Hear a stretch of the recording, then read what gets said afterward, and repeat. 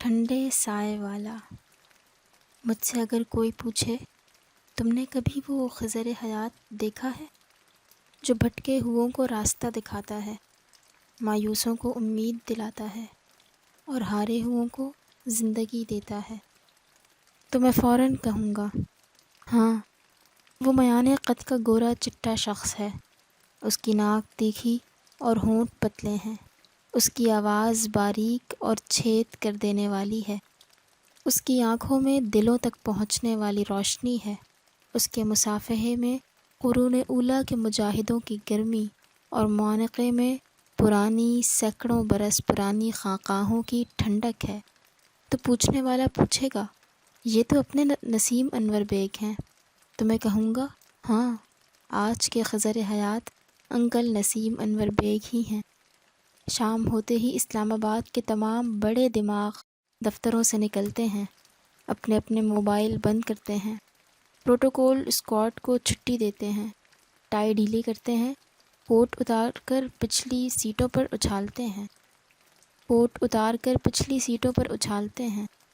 اپنی ذات سے آپ جناب سرکار کی تختیاں اکھاڑ کر پرے پھینکتے ہیں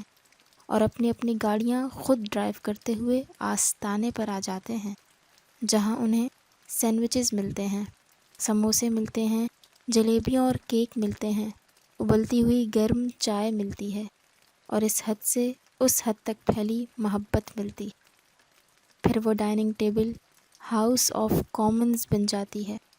سب کھل کر باتیں کرتے ہیں، پنجابی، سندھی اور پشتو بولتے ہیں، اپنی ریاکاریوں، اپنی سیاسی سفارتی اور سرکاری مجبوریوں کا ذکر کرتے ہیں، کیا ہو رہا ہے، کیا ہونا چاہیے اور کیا نہیں ہونا چاہیے پر بلا خوف و تردد بولتے ہیں۔ اس دوران انکل کے چہرے پر ایک شفیق سی مسکراہٹ ہوتی ہے، وہ سب کو دیکھ کر اس طرح خوش ہوتے ہیں جس طرح ماں اپنے شریر بچوں کو دیکھ دیکھ کر زیر لب مسکراتی ہے۔ اس لمحے اگر کسی کا ہاتھ رک جائے یا کسی کی پلیٹ خالی ہو جائے تو وہ فوراً ٹرے اٹھا کر اس کے سامنے رکھ دیتے ہیں اور پھر اصرار اور انکار کا ایک سلسلہ شروع ہو جاتا ہے۔ ہدف لاکھ انکار کرے، بس جی انکل بس، نسیم بھائی پیٹ بھر چکا ہے، بیگ صاحب میرا کوٹا پورا ہو چکا ہے، لیکن انکل اپنی منوائے بغیر نہیں ٹلتے، لہٰذا مجبوراً پلیٹیں پھر آباد ہو جاتی ہیں، چمچ اور کانٹے دوبارہ بولنے لگتے ہیں، چائے کی گرمی ایک بار پھر رگیں نرم کرنے لگتی ہے،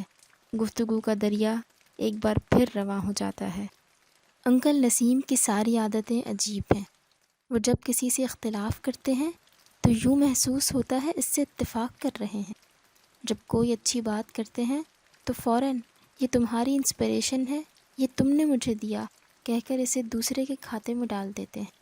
اپنے کسی کارنامے کا ذکر کرتے ہیں تو اسے کرم خاک پائے رسول صلی اللہ علیہ وآلہ وسلم کے غلاف میں اس طرح لپیٹ دیتے ہیں کہ سننے والا فوراً روضہ رسول صلی اللہ علیہ وسلم کا تصور کر کے سرد آہیں بھرنے لگتا ہے۔ جب کسی کو مشورہ دینے لگتے ہیں تو اپنی آواز اتنی نیچی، مدھم اور میٹھی بنا لیتے ہیں کہ محسوس ہوتا ہے مشورہ نہیں دے رہے،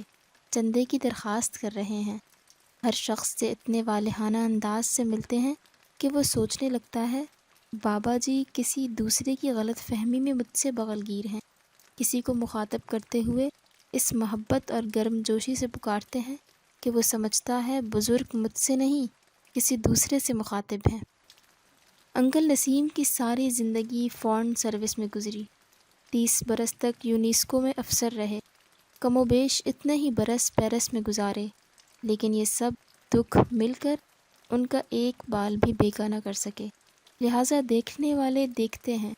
انکل کی ساری زندگی میں سفارتی منافقت کا شائبہ تک نہیں، دور دور تک افسرانہ شبشبہ نہیں،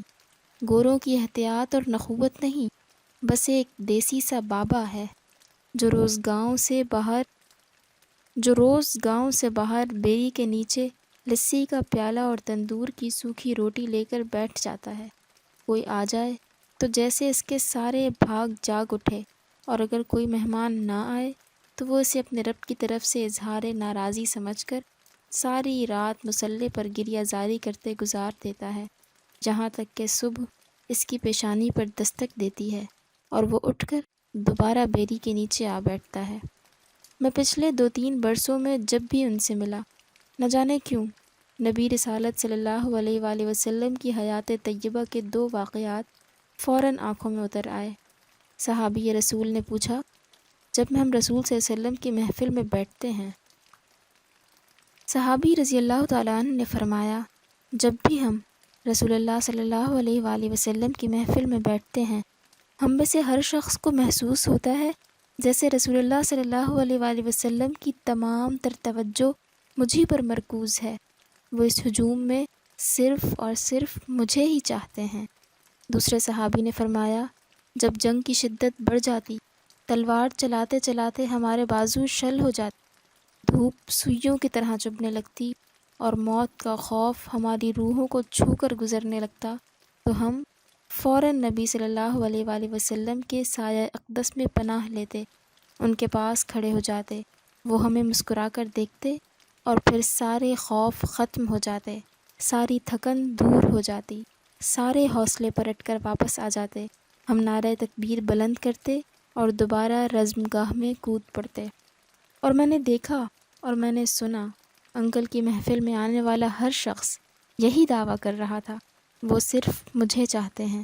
وہ صرف مجھ سے محبت کرتے ہیں، وہ صرف مجھ پر توجہ دیتے ہیں۔ اور کہنے والوں نے تو یہ بھی کہا، جب ہم روزگار کی تلوار چلا چلا کر تھک جاتے ہیں، اختیار کی چکی میں پس کر ریزہ ریزہ ہو جاتے ہیں، مکر و فریب کے صحرا میں چل چل کر جاں بلب ہو جاتے ہیں، تو ہم آ کر انکل کے سائے میں پناہ لیتے ہیں کہ رسول صلی اللہ علیہ وآلہ وسلم کے سچے عاشقوں کے سائے بھی بڑے ٹھنڈے ہوتے ہیں۔ اور مجھ سے اگر کوئی پوچھے، تم نے کبھی خضر دیکھا ہے؟ تو میں فوراً کہوں گا، ہاں، میان قد کا یہ گورا چٹا شخص اگر خضر نہیں ہے تو خضر جیسا ضرور۔ یہ اس کی محفل میں بیٹھنے والا کوئی شخص گمراہ نہیں ہو سکتا، حالات کے سمندر میں ڈوب نہیں سکتا، برائی کے صحرا میں بھٹک نہیں سکتا۔ اور مجھے یہ بھی یقین ہے، روز قیامت جب ہم انکل نسیم کے ساتھ اٹھائے جائیں گے تو نبی رسالت صلی اللہ علیہ وآلہ وسلم صرف اس بات پر ہماری شفاعت فرما دیں گے کہ ہم سب انکل نسیم کے بیٹے ہیں، ان کے چاہنے والے ہیں۔